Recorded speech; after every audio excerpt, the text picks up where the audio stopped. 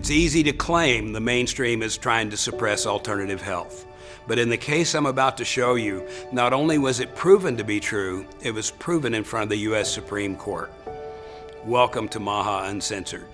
If you haven't yet shared the film with a friend or posted on social media, please take a moment and do so right now, because you're about to see one of the biggest scandals in medical history, a scandal that proves beyond a doubt that mainstream medicine is actively trying to keep proven therapies from you and me.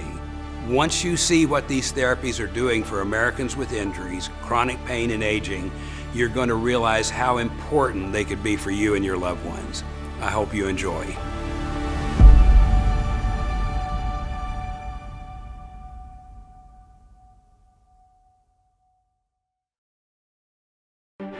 Western medicine kind of started as tradition at the turn of the century in the response to quote-unquote quackery. There has been a deliberate campaign to label anybody who doesn't sell or distribute drugs, surgery, or radiation as a quack. Your dad's a quack, right? Your dad's a quack. My daddy says your daddy's a quack. My dad said I'd sooner die in a normal fashion than see a quack. He didn't know what a quack was. He just knew that his dad labeled my dad a quack. You're quacks, and you're not.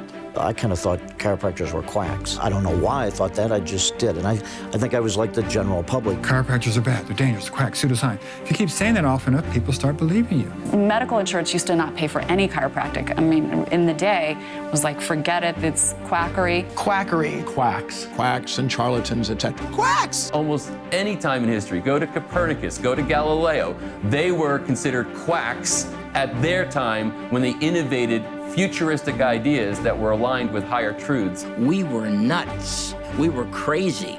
We were quacks. My choices were exploratory surgery or a quack. I woke up the next morning and chose the quack. If helping somebody with a natural approach to healthcare versus a addictive, potentially fatal approach is quackery, then call me a quack every day of the week.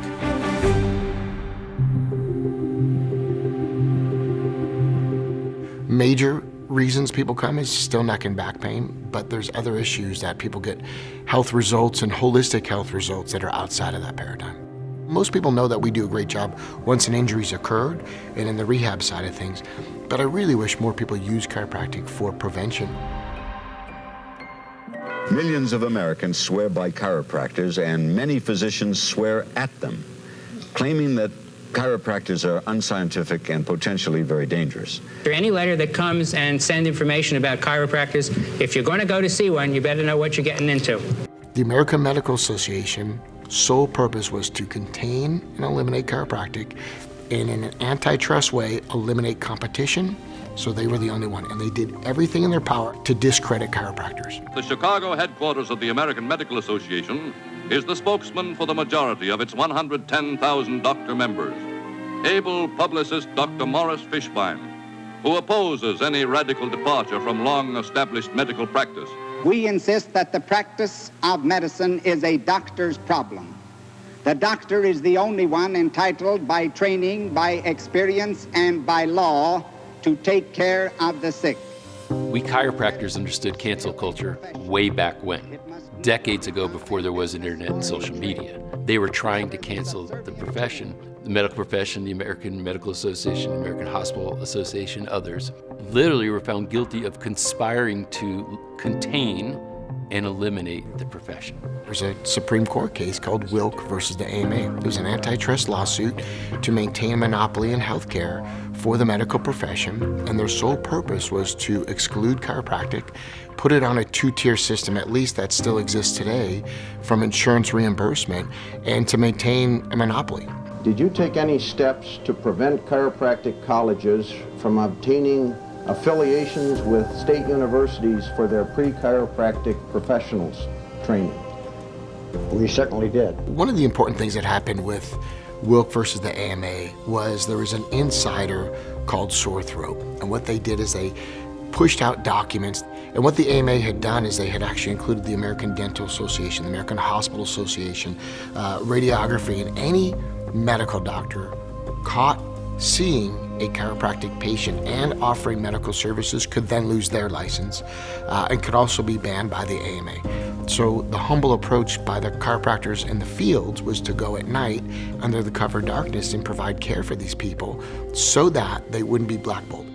Chiropractors in a group sued the American Medical Association and several of its constituent groups with individual doctors who were involved in discriminatory acts against the chiropractic profession, and they were found guilty. Recently, chiropractic medicine scored a major victory in an Illinois court case against a medical association. This was a landmark that is changing the perception of chiropractic care in America. I didn't know anything about chiropractic when I went to the AMA. I didn't know anything about chiropractor from an antelope. I mean, they went to every known length to wipe out the profession, and miraculously, because of Chester Wilk, and specifically the attorney, George McAndrews, it really was a monumental win of the underdog overriding it. But this man, George McAndrews, lost everything but his family in the process and gained more dignity than we'll ever know because they attacked his father and he was going to set the record straight. It was atrocious what the American Medical Association did, and I'm going to tell you the dominance that they have politically hasn't changed too much. The challenge was that even though we might have won that lawsuit, the damage was already done. Doctors were being told that it was unethical and in some cases illegal to refer to a doctor of chiropractic. In some other cases, they were promoting and doing propaganda to patients that they shouldn't see chiropractors because it was not safe. I mean, if this guy pulled any longer or harder, these people would be dead. Even though we have one of the lowest healthcare malpractice insurance in all of healthcare, we couldn't be more safer than any other healthcare profession. So after I witnessed that, I realized that we had to work really hard in our credibility, in our evidence base, in our studies that can showcase the value of chiropractic care. And that's what we began to do. We began to research. What is it that we really do? Our patients are telling us they're feeling better. Our patients are telling their symptoms are going away. What really happened? And that's what we've been in that journey since that time. And we have tremendous amount of research already accumulated over the years.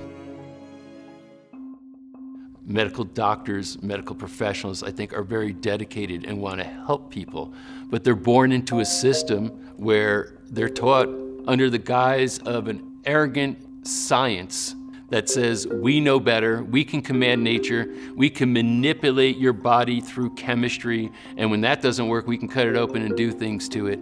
And the tools that they have at their disposal are sort of limited when it comes to wanting to help people. Once we define the source of the pain, then the therapy's been developed through a series of integration of reflex systems to flip the switches back on. So we basically reinitialize that muscle system back into the central nervous system. It's like the body says, oh yeah, I remember that one. It's really important that those muscles fire in a proper sequence, and if the body's trying to adapt around a muscle imbalance due to an old injury, it affects your performance.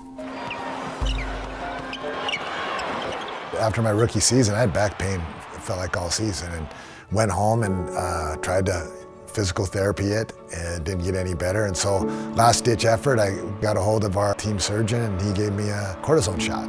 And gosh, boy, that felt great until I got back to work. I mean, literally a week later, I'm back here in Utah trying to play in camp, and everything that was supposed to help just evaporated. So it wasn't working. So finally I said, well, maybe I'll try this goofy Bueller guy and see if he can help me. Within a couple minutes of a couple adjustments here, a couple adjustments there, it was like, wow, that doesn't hurt anymore. And why is that? And so that opened the door to saying, hey, maybe this guy isn't out there too far.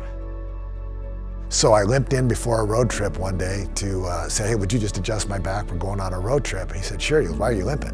Hey, don't worry about it. It's tendonitis. It'll go away at the end of the year or something like that. And I'm taking anti-inflammatories for it. And he said, well, do you mind if I work on it? I said, you won't be able to find it. Nobody else can find it. And he touched me 5 spots down here in the leg. I about jumped off the table in pain. He says, well, that's your peroneus tertius, and I can fix that for you. I said, you can? 5 minutes later, I walked out of there pain-free. I mean, pain-free, not even an inkling of what that discomfort was. And I never looked back, and I don't believe, except for one surgery, I ever took an anti-inflammatory again. It was life-changing. once your eyes are open to that and you can see the power of your body's own ability to heal, if given the right tools, given the right supplements, you can do amazing things and keep you healthy for a long, long time.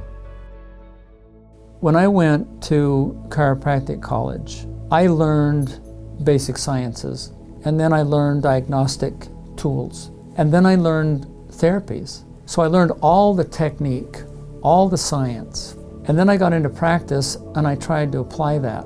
And it probably took me a good 5 or 6 years before I finally came to the realization that patients don't read the books I did. They don't respond the way the book said they were supposed to. So I had to get out of my head and start focusing on listening with my heart. I'm Dr. Craig Bueller. I'm a chiropractic physician, and I'm the developer of a technique called Advanced Muscle Integration Technique. It's a new cutting-edge approach to the assessment, diagnosis, and treatment of athletic injuries. And it started with Kendall and Kendall, two physical therapists who developed ways of testing muscles for function.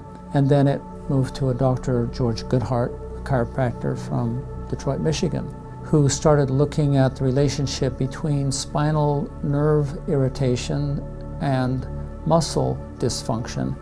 And he began to use Kendall and Kendall's work to test muscles for function. And he found that patients, say with a winged shoulder or a winged scapula, once they were adjusted, the muscles that were weak that led to the winged scapula started working again. And that added another dimension of his treatment protocol. We work with the nervous system on a daily basis. And according to our physiology books, the nervous system is the master system that controls and regulates every other system. So when you see a chiropractor, when you get a chiropractic adjustment, not only are you alleviating pain and inflammation, which tend to function through the nervous system, but you're also enhancing the activity of all of those organs that have nerve supply. So to me, I saw chiropractic as a great foundation of healthcare. Not the only thing that we do, but a great foundation of healthcare. And then now I realized that the new science, especially with neuroplasticity, is showing that not only is it helping us function better, but it's helping our brain adapt to our environment better. I have patients that have come to me because their levels of stress are so high that all of a sudden they receive a chiropractic adjustment and it lowers. Very simply, that disease is complicated and health is actually simple. There's a couple key ingredients that if you do them, people will stay healthy. But once someone's ill and they're unwell, the amount of medications, the amount of complications, I don't envy the doctors that treat that, but I still don't understand why we don't go further upstream and get to the cause. We're always having a pill for the effect. And those pills then have side effects, but we've got pills for the side effects, and then we've got pills for those side effects. And nobody really knows the interaction of all of those pills within someone's body, so there's inherent risk to adding pills to persons that are already taking pills. It's a domino effect that just has no end in sight. Something different needs to be done. This action is knee extension. Dr. Alan Beardall was one of the chiropractors that became one of the original diplomates in the International College of Kinesiology. And Alan was an elite distance runner. And as a result, he saw distance runners from all over the country. And the frustration that he had was athletes would come in with various problems, and he would use the procedures that Dr. Goodhart had developed, and they would work, but as soon as the athlete got out to 2 or 3 miles, they would break down again.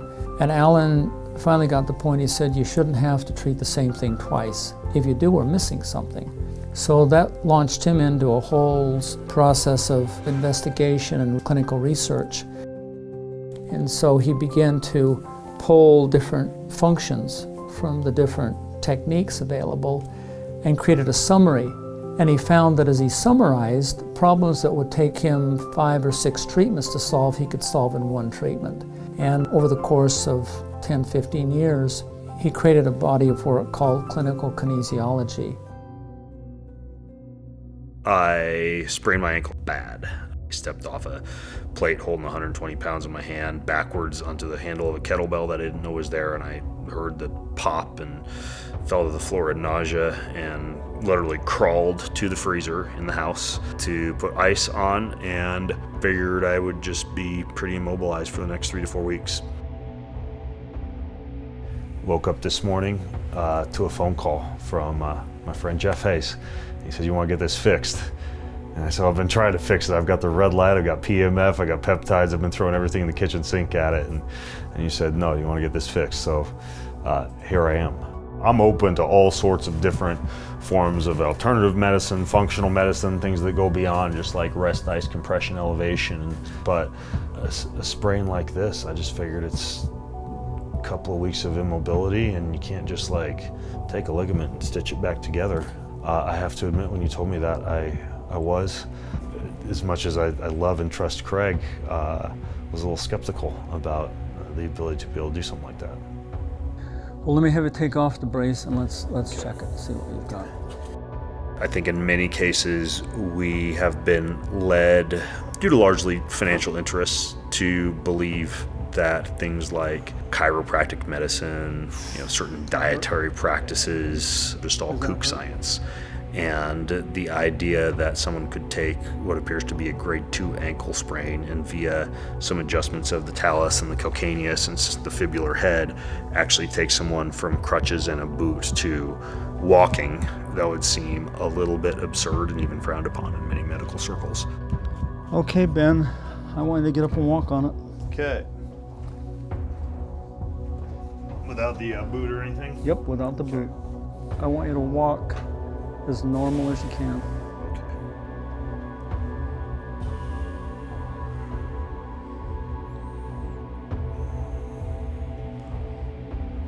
The more you walk, the better it will feel. Okay? Try to walk over your toes. Craig worked on me for about a half hour, and I got up off the table and I was walking. And I literally thought that I was going to be pretty immobile for at least several weeks. So what you can see and experience when you think outside your box, when you keep yourself open-minded, and when you consider the body to be almost like a self-healing machine that when placed in the right environment can heal a lot faster than you think and stay a lot healthier than you think. 6'4" Stephen Nyman taking on the time of Travis Ganong, who holds a narrow... Alpine ski racing's a wild sport. It's raw. We're flying down a mountain on a thin metal edge on a sheet of ice. Like there's immense pressure, torque, a lot of risk. Like I'm wearing a spandex suit and a helmet, so things can go sideways fast, and they went sideways for me quite a bit. I've torn both Achilles, I've blown both knees, I've broken both legs, I've broken a ton of ribs, blown up both hands, but I've come back from all of those, and I'm completely fine right now. I have no issues, no pain. I look at a lot of my friends that I skied with, and they're struggling. To have found Craig and been a part of his work over all this time is a blessing. In 2004, I started working with Craig Bueller. I had broken my leg, and I had a rod put in, a rod removed. Basically, you have to do 30 seconds of single leg squats to get back on snow to qualify through the US ski team. And I couldn't do a single one. My knee was just in so much pain. I think there was a ton of scar tissue or whatever they were saying was the issue. I didn't know. I was on my last leg, and finally I went into Dr. Craig Bueller, and I walked out of there within an hour, pain-free, full-range single-leg squats, no problem. And I felt like I'd wasted the past year of my life doing traditional therapy methods.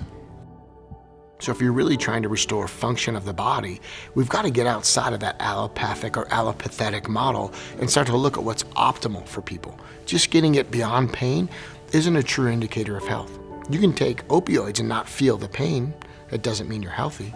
Yet most Americans base their health how they look, how they feel.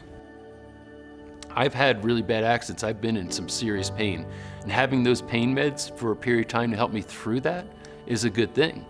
But living on Tylenol, living on Advil, you know what that's doing to your liver, you know what that's doing to your kidneys over time, how that's gonna make you sick. And then, oh, well, I guess when we get to that point, we'll deal with the liver problem when it comes, as compared to saying, we should find another way to heal you so you don't experience the pain. That's what your body's really crying for. I practiced chiropractic for a couple of years and then realized that I wanted to do more in my practice. I wanted to really understand herbology, and I wanted to understand some of the prescription medicines to be able to integrate them in. And so naturopathy is really a very beautiful integration with medical, chiropractic, osteopathy, herbalism, homeopathy. It's like probably the most broad of all of the different subsets of natural medicine. It really benefits my patients for that training that I've taken within both chiropractic neurology as well as naturopathy, because the more experience that you have and the more tools that you have, it's like if you were to go to somebody that does construction and they have more tools, they would be able to build a better house. And so it's the same thing for a health provider. And you know, one of the complaints I hear a lot from my medical colleagues is that they're basically limited to these prescription medicines. And if they go off and they start doing things in natural medicine, they're basically crucified by their colleagues. The American Medical Association, you know, and their board, the state boards, they're very, very cruel to these doctors when they start engaging in anything that's holistic or natural, where in my profession, it's encouraged. In your body is the ability, a power, if you will, to adapt, to heal itself, to self-regulate. In chiropractic, we say that happens through the nervous system. The nervous system is the master system and controller of that body. So if your body's not healing and regulating properly, something's interfering with the program. What we're going to try to identify is where that interference is, remove that interference, and allow your body to heal itself. Alternative medicine, as they like to call it, have become very popular. Medicine was working, they wouldn't be looking to go somewhere else. The reality is that's not working for a lot of people, and they're looking for a different solution. I was obsessed with fixing my patients. I didn't want to band-aid them. I wanted to figure out what was really causing their problems. As time went on, I got better and better at communicating with the subconscious mind of my patients. I knew that no matter what a patient presented with, their subconscious mind knew what was really going on. And rather than looking at symptoms, I was looking for the true underlying causes of things. But most of the time, most people don't need drugs, and most of the time, most people don't need some kind of surgical intervention. And what I found were the things that actually were needed. In other words, the true underlying causes of people's sicknesses, and it was a surprise. And what I found absolutely astonished me, that physical pain was largely because of emotional baggage, trapped emotions. And I found that it became easier and easier for me and more simple to find and identify these emotional energies. And the fascinating thing is the subconscious mind knows exactly what emotional baggage a person has, when that emotional energy or when those energies were trapped, who was involved, what had happened, etc. Many, many years ago, Albert Einstein said, "The medicine of the future will be the medicine of frequencies." And I think when he said that, no one had any idea what he was talking about except probably his closest associates. And Nikola Tesla, even before that, said, if you want to understand the secrets of the universe, think in terms of energy, frequency, and vibration. We're now at a point where the whole world is waking up and realizing, okay, Western medicine is great for a lot of things, especially at acute problems, but it isn't necessarily the best way to take care of ourselves in all circumstances. So if you're diagnosed with some kind of a disease, you may be doing everything else right. You might be taking all the right supplements. You might be getting your exercise, water, food, everything else. But if you miss the emotional component, everything else you're doing may not be enough. Sometimes we're called alternative, and it's not true. We're different. And I think there's a proud history of being different, and we offer things uniquely specific to chiropractic that if medicine engaged in the process and actually referred like they should for the health of the patient, chiropractors would be helping a lot more people, and I think we'd have a lot less issues in healthcare within the sick care system, including things like the opioid crisis. 80% of heroin users got started with a prescription for opioids from their medical doctor. 59% of opioid prescriptions were written for neck and back pain. It's not completely on the medical doctors. I think the bigger culprit is the pharmaceutical companies with their agenda. But if medical doctors can open up the lens and really start to refer people to chiropractors, there'd be a lot of lives that would have been saved, a lot of families that wouldn't have been torn apart. And the truth is, the opioid crisis could have been avoided. A lot of patients, they're sent to doctors for various symptoms, and they'll be sent to a specialist, and the specialist will give them a medicine that's gone through rigorous studies, which it's nice to see the studies and to be able to understand exactly what effect it has. But the problem is that the research agendas have been completely focused on these basically petroleum-based molecules, which are drugs that just treat symptoms. And they don't take into account the interconnectedness of the body. We answer the why question as to why people get stuck in the rehab, why people have pain in an area. You can go to a medical doctor and get a diagnosis, but once the diagnosis is made, then the treatment of choice is anti-inflammatories and/or pain pills, which mask the symptom. And so what we discovered many years ago is that if a vertebra becomes fixated or locked for whatever reason, if that's not manipulated back into motion, over time, the local tissues around that nerve root can become irritated, and thus affecting the nerve root. Once the nerve root's affected, it affects the nerve control to those tissues. If it's a muscle, the muscle starts to weaken. If it's an organ or a gland, the organ and gland begins to weaken, which leads to injury and/or disease. Eventually, that muscle you've adapted to becomes the next site of injury, and then you're forced to adapt into some other tissue. So we go from one injury to adaptation, to another injury to adaptation. Eventually, there's an area there's nothing left to adapt with. So we end up with chronic pain. What gets published in the scientific journals was a precedent started in the 1950s by the owner, one of the Sacklers of Purdue Pharma. And what he started doing was performing research articles that would basically be marketing pieces for his drugs. And what the rules are now, you can have 18 bad tests and you can throw those away. You just need 2 positive tests that show results, and they'll publish the 2. They don't need to tell you about the 18. So even the science needs to be looked at. I think they've lost the ability for blind trust. They've ruined their credit on many different occasions, and certainly through this last pandemic. I don't think we can blindly trust medicine or the vaccine makers anymore. They've ruined that. I realized that our system is flawed, is broken. The pharmaceutical lobbying is one of the most well-funded lobbying team in all of Washington. We're one of the few countries that actually allows our pharmaceutical companies to be able to create commercials for the public. And they came up with a statement that say, go see your doctor. But they've already sold you what it is, so it doesn't matter what the doctor may or may not say. The patient is already going there to get something. People, through commercials, has been taught that these things are good things. I had a research department when I was president of Parker University.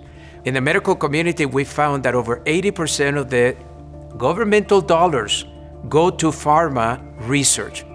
None of that money went to our natural health science schools. They didn't go to chiropractic school, they didn't go to naturopathy schools, they didn't go to acupuncture schools, they went to pharma research. We need to have a system that is able to fund the natural health sciences just like other countries have done it, and have proven that the true health of a system is a combination of the pharmaceutical and the surgeries that can address the urgent care, but most importantly, the 85 or 90% of healthcare, which is the daily conditions that we now call chronic diseases. In the early 1900s, basically all the natural medicine, even chiropractors and osteopaths, were very similar back then, where they were doing a lot of manipulation and very much physical medicine to patients to improve the functionality of their organs and their systems so that their body could heal naturally. The Flexner report was very negative against all holistic and natural medicines. And it was an important inflection point in medicine because it was the Wild West and there needed to be some sort of a regulation. And it just so happened that with the Flexner Report and Carnegie and Rockefeller, they came at the right time, at the right place, but they missed the mark. Commonly known as the Flexner Report, it provided an in-depth review of 155 schools based on Flexner's opinion of what should constitute an outstanding medical education. The Medical College of the state of South Carolina was woefully inadequate due to its poor physical facilities and lack of equipment, as well as its lack of full-time faculty and lack of money. All of the different subsets within natural medicine didn't get integrated into our healthcare model because of this early Flexner Report, and so they basically threw the baby out with the bathwater. If we look back into the 19th century, the mainstay of medicine in America was not what we call allopathic pharmaceutical medicine. It was herbalism and homeopathy. And homeopathic medicine was born out of early 19th century. Dr. Samuel Hahnemann out of Germany developed this healing system using substances from the natural world and converting them into safe forms through serial dilution and succussion. Homeopathy is a mainstay of medicine around the world, but has fallen out of favor, not naturally but artificially, with the adoption of drug monopolies. Even the medical doctors used homeopathy as a mainstay. In fact, the Merck manual from 1899 forward has a lot of what we call botanical drugs and even metallic elements like silver. And when we talk about the liver, you know, the one thing in the Merck manual that was good for the liver was up until 1970, they actually had coffee enemas as part of the Merck manual. And it disappeared. Like, what happened? Doctors knew of this, but they had to eradicate and erase all reference to it, or else people might begin to look at modern medicine with suspicion and say, wait a second, you can't poison me back to health. The liver's trying to detoxify my body. What can we do to nourish it back to health? Coffee enemas can reduce the burden significantly. This is where, you know, allopathic medicine, as smart as they claim to be, are missing everything. So why do we look to the same people that poison us for profit as the answer to what ails us? We got to go back to the natural methods of healing that have pre-existed modern medicine by thousands of years. Some of the aspects of these holistic approaches, fortunately, they're starting to make their way back into medicine. There's a lot of medical professionals that come to us and come to our clinic and shadow us and begin to bring some of the things that we've been pioneering here into their own practice. We represent a population that didn't get results in the medical profession. They don't want pills and drugs, they don't want surgery, they don't want injections, and we're a drugless profession, and people can come directly to us. And this is where I think somebody like Bobby Kennedy and the Maha movement is critical for people to start really looking at the natural approach to healthcare, because health is simple, disease is complicated. And once someone has a diagnosis, the plethora of pills and drugs, it's monumental.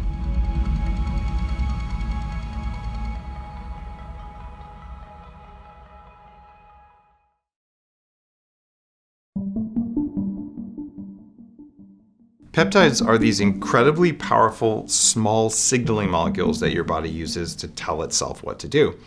And we figured out how to replicate these. And a few of them work orally, and most of them have to be injected just under the skin with a tiny needle. And I have used peptides for the last 12 years. And some of them are profoundly effective for weight loss or to speed healing. In fact, I had surgery where they cut through the bone in my foot a few years ago, and I used peptides and all the other biohacks.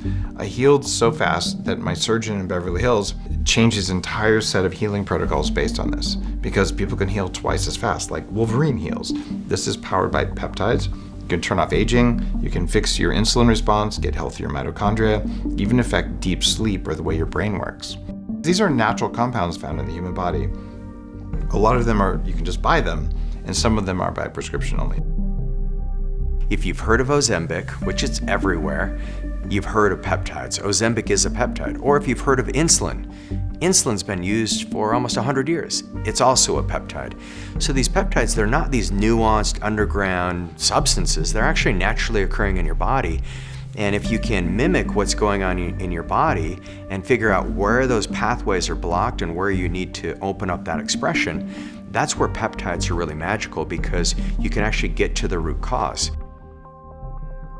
I grew up on a cattle ranch in Idaho, and I wanted to be anything but a rancher when I grew up. It was hard work, cold winters. It was so cold in Idaho sometimes you'd go outside and your nostrils would freeze together. And so I had an uncle who was a doctor, and I said, I want to be like Lester J. He's got, kind of the weekends off. He's got the boat. He didn't have, grubby clothes. And he just was a really gentle human. And so I thought maybe medicine would be a really good route for me. I realized from a young age that the body can heal itself. I used to run through the fields in cowboy boots, and I'd move sprinkler pipes, and these planes would come and crop dust the fields with Roundup, and didn't think anything of it. And eventually I was tackled in football because the only way I could get out of farm work was make the football, basketball, track team. And that injury actually led me to a surgery where I had both of my feet operated on. And I took a course called Mega Memory, and it was by Kevin Trudeau. So my mom got me these cassette tapes. I learned how to visualize, and I learned the power of what the mind was capable of when it came to healing. I was able to recover from a surgery within 6 weeks. And when I went back to the podiatrist and he watched the way I was walking and moving, and he saw the amount of healing that my feet had had, he said, you're more than twice the recovery speed of anyone your age. I know you're a teenager, but this is unreal of what you've been able to do. And I trace it back to just that capability of tapping into the power that's right within my own body and what's in your own body. And I learned how to heal myself that way. I was actually had done treatment for some concussions. I've had about 6 different concussions in my life, and I learned about a technique of using intranasal stem cells through a device called a sphenocath. And after I did that treatment, it was such a profound difference where I could actually calm my mind, and this was after years of meditation and all kinds of treatments, and I wanted to expand it, so I started looking into peptides. The beautiful thing that peptides can do is if we just look at the mechanism of action and we say, how does the body actually heal pain and get to the root cause? That's where you can see magic in these peptides, because the way that the body's doing it is activating its own peptide supply. All peptides do is turn on the gene, and then your body does the work. And I found that these peptides, they were able to move the needle much faster than anything else that we were doing. So we could, throw a lot of herbs or throw a lot of supplements at people. Sometimes they'd work, sometimes they wouldn't, but when we start targeting specific pathways with the peptides, I found that it decreased the time in which it took people to achieve optimal health by about 3 years. It was phenomenal. When it comes to pain, BPC 157 can help heal tissue, and it activates your body's own growth factors that help with more blood supply to the area that's been damaged. So if you get a cut, you can look down and you can watch your cut miraculously heal. Another great peptide called SS31. This is being studied and will soon be a treatment for Alzheimer's. And the way that SS31 works is it seems to have a protective benefit for neurons in the brain. One of my favorite peptides is called melanotan. And melanotan, I say it's the peptide that makes you look like you just got off a tropical vacation. With melanotan 2, what they realize is it's a peptide that stimulates the melanin in the skin, and it causes a little bit of a darkening of the skin color. And what the researchers have looked at is, does this protect against certain types of melanomas or basal cell carcinomas? And while the research isn't conclusive, the one thing that they did learn in their studies is they found that it activated a lot of libido. Certain men who said they've never had better sexual function and they didn't want to give it back. They wanted to stay on it. And they liked the way that their skin looked. If you think of somebody who has an autoimmune condition, chronic fatigue syndrome, maybe they've been exposed to mold or Lyme, then you can take this whole complex of peptides called thalamic peptides. And if you think of your thymus gland, that gland starts to involute as we age, and so you lose the intelligence of your white blood cells. But what these thymus-based peptides do is they can cause a re-emergence of this thymus glands. So you can actually get better white blood cells, you can get more immunity. We've seen peptides like thymosin alpha-1, for example, and what it does is it causes almost like a regenerative effect for your entire immune response. And if you look at the thing that we're all trying to do, and that's to stay ahead of aging and to not get sick so that we can live our life fully, thymosin alpha-1 is one of the best peptides to do it. There are a lot of peptides that have been FDA approved, but when it comes to having the peptides that are specific for human optimization and performance, those peptides have been very challenging to get, hard to procure. The compounding pharmacies have gone through an enormous amount of scrutiny, especially in the last couple of years, because of the policies that the FDA have tried to enforce on them and ask them not to compound certain agents that, from a clinical perspective, there's very little side effects, if any. I mean, we see more side effects with some of the herbal medicine and even the vitamins that we use than we do with peptides. My PhD is in oncological sciences, and after finishing that program, I went to law school to combine my science degree with a law degree in order to be involved in biotech and healthcare related legal matters.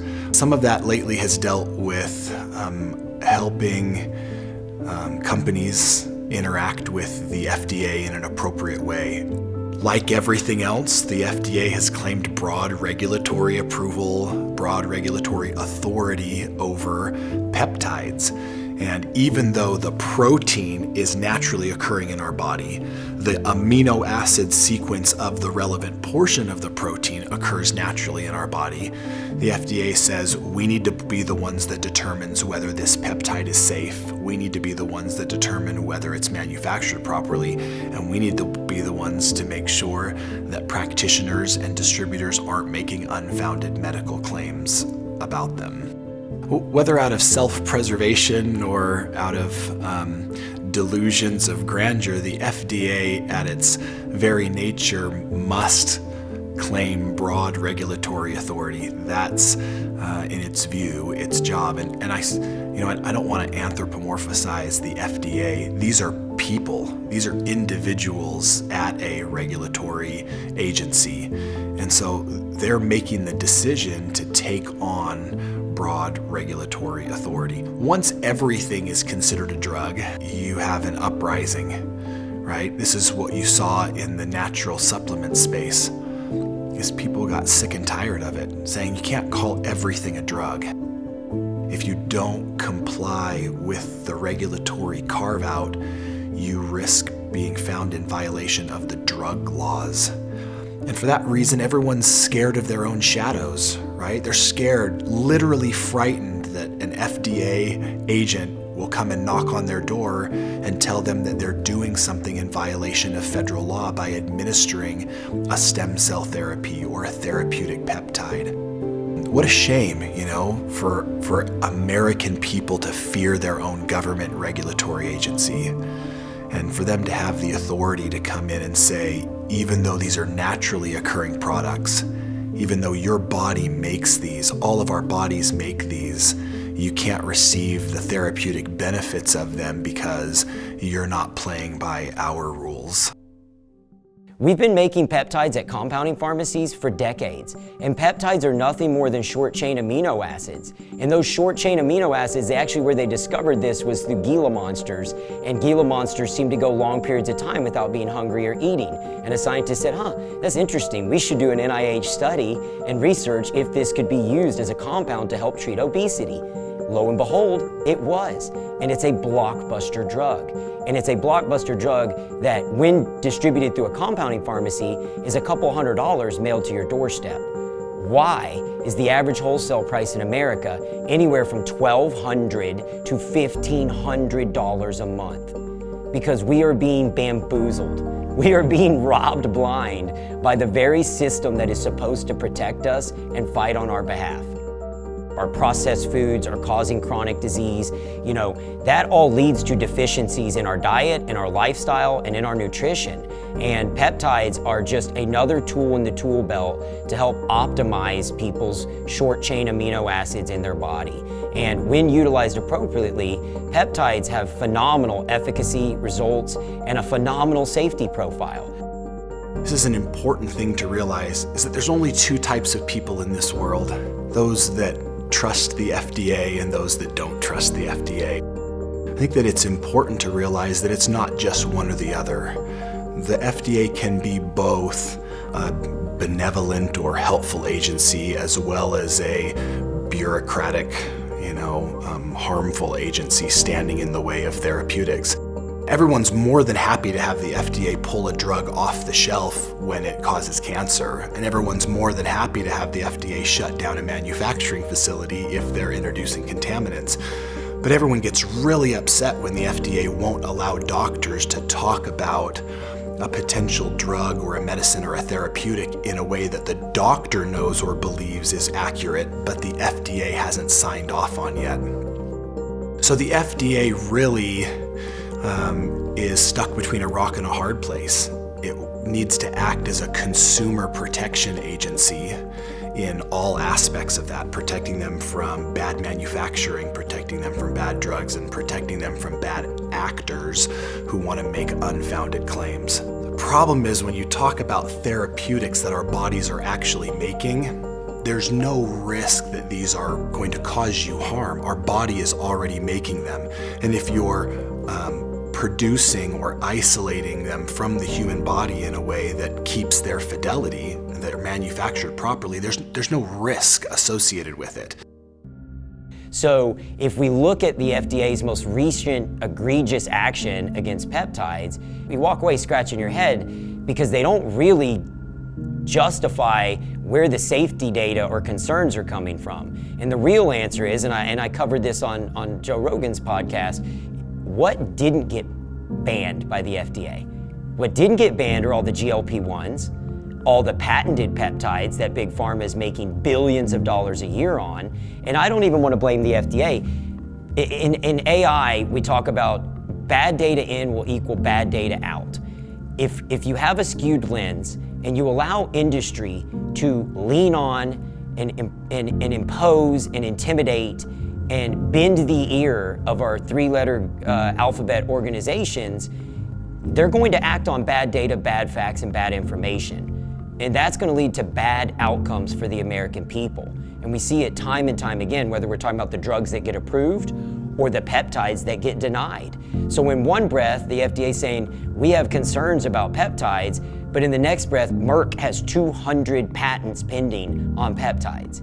It's not a concern about safety, it's a concern about the monetization and the profiteering of these peptides. Peptides are short-chain amino acids. A buddy of mine has a joke, he says, think of them as Flintstone vitamins for grown-ups.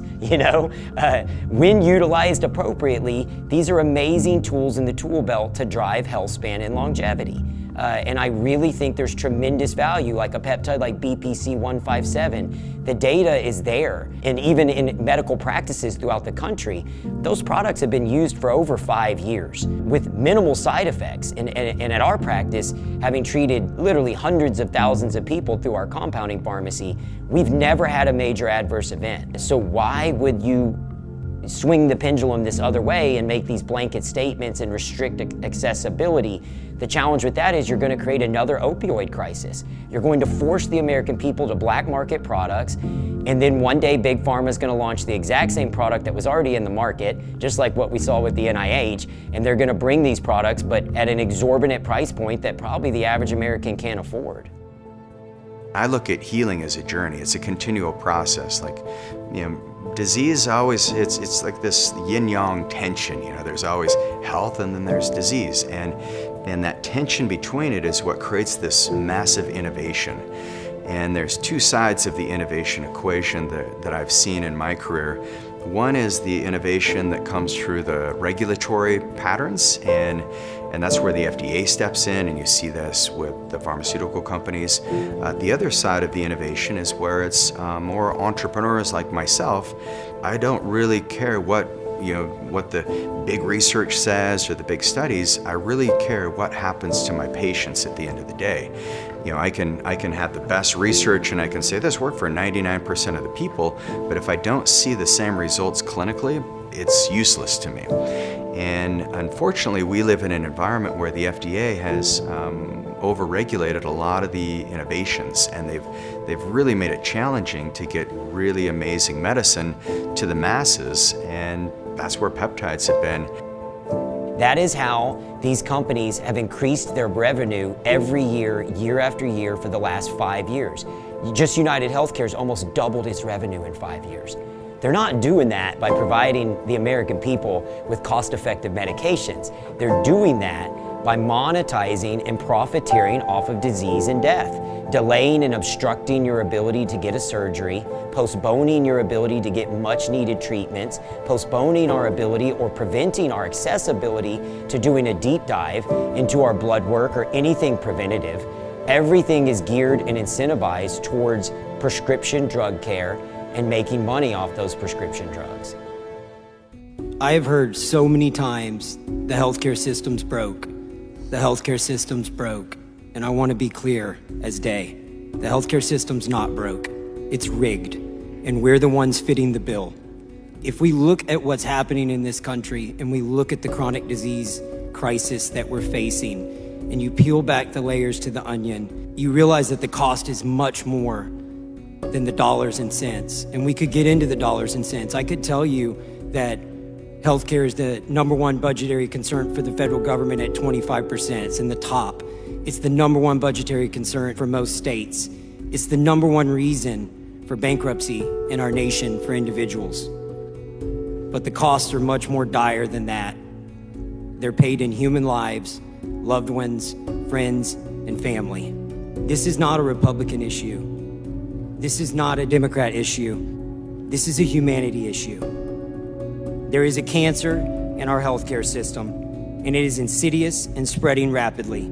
That cancer is big industry, a broken system fueled by corruption and collusion. I have personally witnessed physicians unable to run necessary lab tests, unable to prescribe appropriate medications, unable to even perform investigations into their patients' conditions to uncover their root cause. We hear people reference President Eisenhower's speech all the time about the military-industrial complex, but rarely do we hear the second half of that speech. Akin to and largely responsible for the sweeping changes in our industrial military posture has been the technological revolution during recent decades. In this revolution, research has become central. It also becomes more formalized, complex, and costly. Today, the solitary inventor, tinkering in his shop, has been overshadowed by task forces of scientists. Partly because of the huge costs involved, a government contract becomes virtually a substitute for intellectual curiosity. Yet in holding scientific research and discovery in respect, as we should, we must also be alert to the equal and opposite danger that public policy could itself become the captive of a scientific, technological elite. It is the task of statesmen. I believe some of the ways that the FDA has enforced, putting certain peptides in the, category 2, which is we have serious safety concerns with these peptides. The data just doesn't really support it that we've seen, and so we've actually created a coalition where we've been pushing back and brought in lawyers to talk about the aspect of the 10th Amendment of the Constitution or protecting that client and doctor privilege, where if a patient consents to care, if the doctor has enough data to back it up and says, hey, this treatment, empirically based, does seem to be beneficial for the client, and if there's not a suitable replacement for that agent, then the FDA has overstepped their bounds in a lot of the regulation. And so I think the big thing where we could move some of the world's best medicine forward would be to create more of a clinician type research, where it's a real clinician and real clinics who work together to come up with the best solution for the patients, and have that be just as valuable, if not more so, than these double-blind studies that we've been using for 100 years, and they haven't really progressed medicine in the way that medicine could be progressed. The way the world really works is you go with your doctor or your health provider team or your AI, or, you know what, with your church. It doesn't matter. This is your right. It's your body. It's your decision. And just like you decide, do I eat the Twinkie or do I go to the gym? That is your decision. And then you hire the right team to help you, and you do what is right for you based on your genetics, based on your biology, based on your belief system. And if you do the wrong thing, we have this weird thing called consequences. You might get obese. You might sprain your ankle. This is called freedom. And it is the only thing that makes happy, healthy humans. And when someone holds a financial gun to your head to tell you that you have to do what they want you to do for your own safety, there's only one thing you can possibly say. No thank you, I choose danger. Because you cannot have freedom without the ability to take risks. Risks to think about scary things. Or maybe to do something that's probably gonna work, but you don't know. Because that's how the world gets better. Don't get me wrong, this is not snubbing our nose at the FDA. This is simply saying the FDA does not have a regulatory approval process for these types of therapies. They don't have a way for us to be able to stay compliant with the expectation of consistency. They've shown over and over again they'll change the rules. So the people got fed up with it, and they went to their state legislatures and said, we need the state to permit us to do what we know is best for our own bodies. That's a beautiful thing for we the people to say, I know what's best for me. I appreciate your help in trying to take care of me, but I don't always need you to watch out for what you think is in my best interest when I know what's in my best interest, particularly when it relates to naturally occurring compounds and cells. So I've been obsessed with peptides for over a decade, and what I've learned is it's not just one peptide that's going to make the big difference, but I've learned if you can stack different peptides on top of each other, that's where you get this what's called a pleiotropic effect, where it's not just 1 + 1 isn't 2 when you add peptides, it's 11, or maybe it's 1,000, because you're turning on multiple pathways and they work synergistically. One of the areas that I see the highest probability of just completely changing the experience that you have as a human are in these mitochondrial-derived peptides. One of my favorites is 5-amino-1-MQ. It was discovered in 2017 out of the University of San Antonio, Texas, and they were looking to turn off that metabolic pathway called NNMT. And this is a pathway that causes us to store fat. And in discovering this pathway, they realized that 5-amino-1-MQ inhibited that NNMT pathway, and it triggered the burning of fat, or what's called lipolysis, and it stopped lipogenesis, or the accumulation of fat. The other mitochondrial peptides that you'll see and learn more about are ones called MOTC, or MOD-SC. And in the animal studies, what they did is they took these old mice and they put old mice on treadmills, and then they compared the distance that the old mice could run next to young mice. And so the young mice could run roughly twice as far as the old mice. And they said, well, what if we did MOTC injections for 7 days in a row, and then we'll put the old mice back on the treadmill?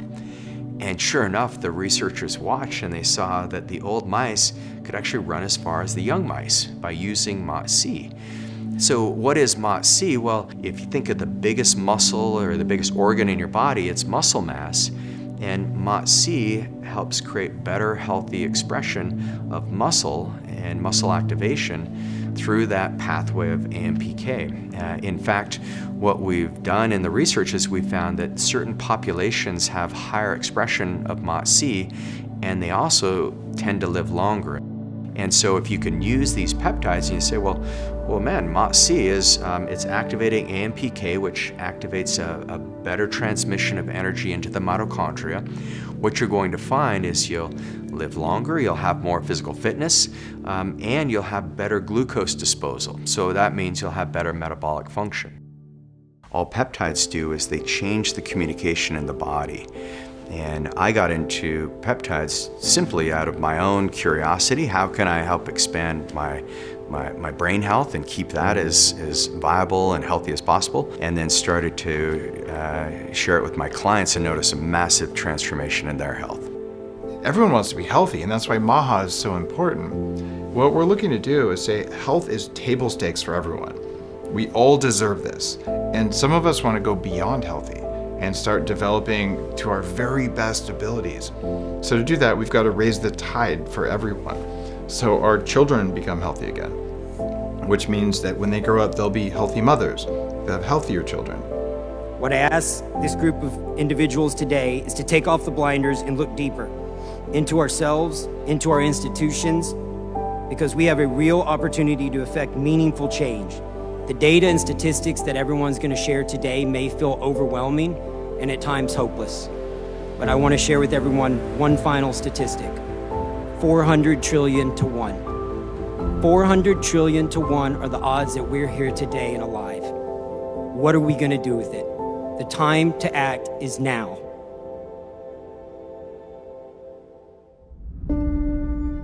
Peptides have made a huge difference in my life. I'm not at all surprised that Big Pharma is working so hard to block and co-opt them.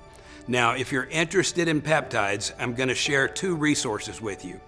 First, in our official viewer's guide, you'll find peptides mentioned, along with the scientific studies and key takeaways from the film. It's all in the viewer's guide. Second, my good friend Reagan Archibald has generously donated a copy of his book, The Peptide Blueprint, for supporters of the film. If you haven't already become a supporter, if you don't already own the full film, just scroll down and look over the offer available to you today. It's a great value at a great discount. Tomorrow, we're going to tackle possibly one of the most controversial pathways to healing, stem cells. Stem cells have been the subject of so much misinformation and unfair government suppression for decades. Today, we may finally be ready to turn the corner on this breakthrough science. We'll go inside an actual stem cell clinic and talk to real patients, from retired MMA fighters to Army veterans, from people who just wanted better sleep and aging, to people who once faced a lifetime in a wheelchair and are now running again. Until then, thank you for watching.